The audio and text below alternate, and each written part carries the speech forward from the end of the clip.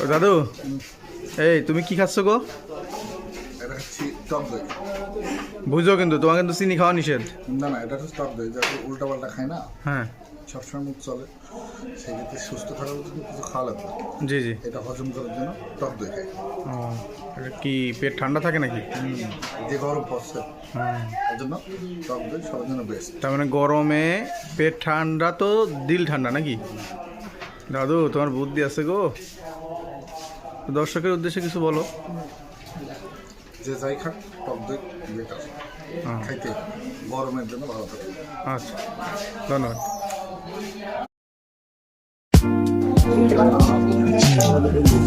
ও দাদু, এই তুমি কি খাচ্ছ গো? এটা হচ্ছে টক দই। বুঝো কিন্তু তোমার কিন্তু চিনি খাওয়া নিষেধ।